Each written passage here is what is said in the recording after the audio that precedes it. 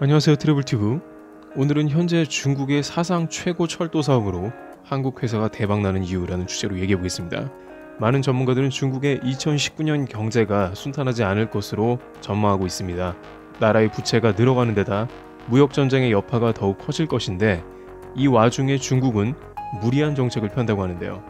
약 140조 원의 금액을 투입해서 철도 인프라를 확충하는 데 쏟아붓습니다. 하지만 이러한 중국의 인프라 사업이 오히려 한국 회사에 큰 기회가 되는데요. 바로 그것은 두산 인프라코어의 굴착기 분야입니다. 한때 국내에서는 대규모 인력 감축 등 혹독한 구조조정을 하기도 하고 증권시장의 애물단지로 불리우기도 했는데요. 두산 인프라코어는 중국에서 굴삭기 판매가 상위 5위권 안에 항상 포진해 있을 정도로 잘 되고 있습니다. 그간 사드나 여러가지 어려움에도 불구하고 중국 시장을 철저히 분석해서 대비했다고 합니다. 특히 사드를 잘 넘긴 것은 두산 특유의 중대형 굴삭기 및 친환경 장비를 잘 갖춰서 구매하지 않을 수 없게 했습니다. 또한 초대형 굴삭기의 경우에는 해당 판매 단가가 크기 때문에 마진 비율도 올라가 더욱 이익이 됩니다. 생산 라인 역시 중국 공장에서 바로 출하해서 주문량을 최대한 중국이 원하는 방향으로 맞춰 나간 것입니다. 일각에서는 중국 시장에 없는 주특기를 가지고 있으면 결국 불매운동을 넘어서더라는 이야기가 있는데, 최근 아이폰이 어려움을 겪는 원인도 미중 무역전쟁이라기보다는 샤오미 등의 중국 스마트폰이 많이 따라잡은 것이죠.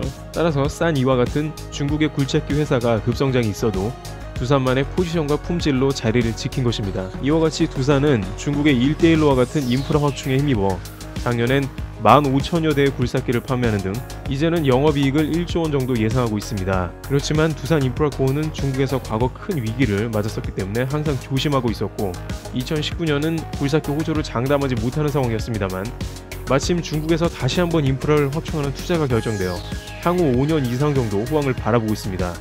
증권가에서도 굴삭기 이제 꺾이는 게 아닌가 했는데 두산 인프라코어와 현대건설기계 등이 급등했습니다. 11월에는 판매가 둔화되었었는데 12월이 오히려 판매량이 증가한 영향이 있었다고 합니다. 지금 언급한 현대건설기계 역시 중국 내 굴삭기 판매 10위권 내에 있는 등 약진하고 있습니다. 성공하기 쉽지 않은 중국 시장에서 여러가지 노하우가 녹아있는 한국의 기업들의 활약이 눈에 띄고 있습니다. 트래블튜브 여기서 마치겠습니다. 감사합니다.